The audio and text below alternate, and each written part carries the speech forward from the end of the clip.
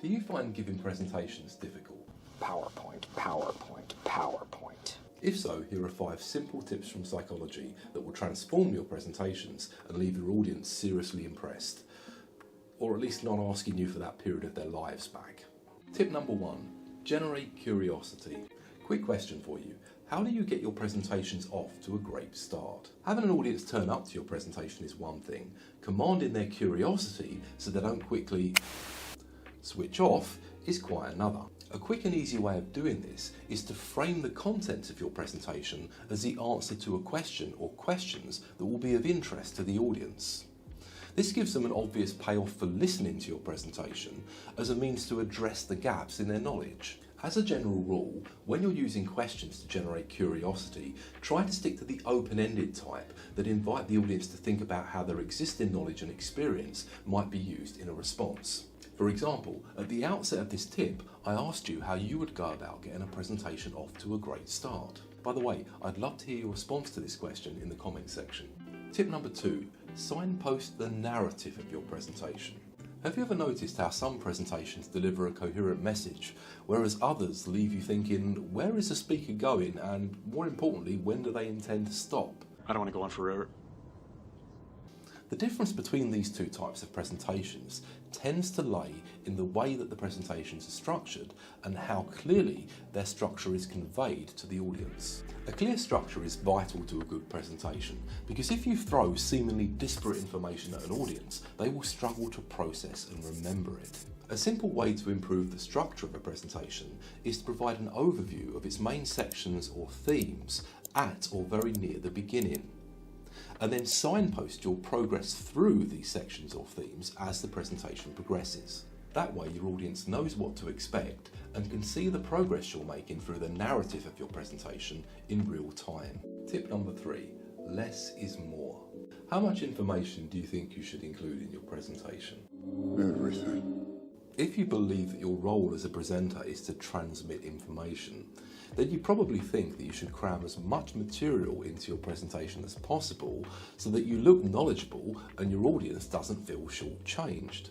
The problem with this approach is that the more information you try and squeeze into your presentation, the higher the cognitive load on your audience becomes.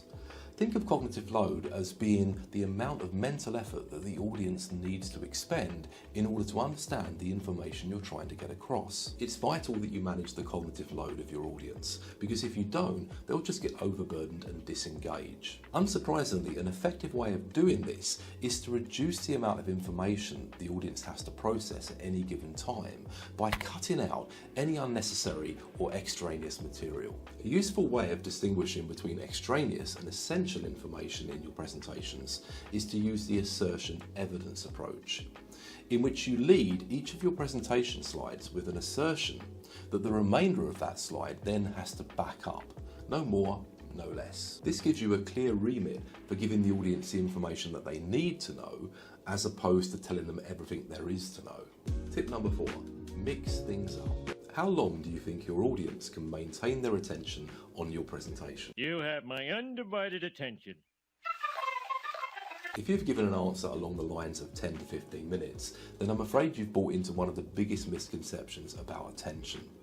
That it functions a little bit like a torch with a rapidly discharging battery, illuminating something very brightly at first, but not for long. In fact, we fluctuate between periods of attention and inattention. Happily, the duration of these periods can be manipulated using a bit of novelty. A simple way you can maintain the attention of your audience during your presentation is to mix up the methods you use to deliver your material. For example, you can intersperse sections where you're talking to the audience with multimedia, questions, or demonstrations. Using activities that require audience engagement, such as questions or demonstrations, acts as a kind of attentional palate cleanser, and also tends to boost attention for the talking sections that immediately follow such activities. Tip number 5, ditch the script. What's the most annoying thing you've seen a presenter do during their presentation? The thing that really gets on my nerves is when the speaker Look, it's called a presentation for a reason. The audience are there to see you present. They're not there to see you read verbatim off of a script, notes, cue cards, or your PowerPoint slides. A simple way to avoid this is to stop trying to script your presentation word for word. Instead, view your supporting materials as prompts that you can use to jog your memory for the information that you want to convey to the audience. Use your prompts to rehearse your presentation. If you can't expand on a prompt without recourse to a script, that's your cue you're not sufficiently familiar with the material you're presenting and need to do some swatting up. I'll put a link to a video that identifies an effective method you can use to swat up on the contents of your presentation in the top right-hand corner of the screen. Giving presentations might be difficult, but becoming a more effective presenter isn't a complicated process. It's really all about doing the simple things I've suggested in this video really well. See you in the next video.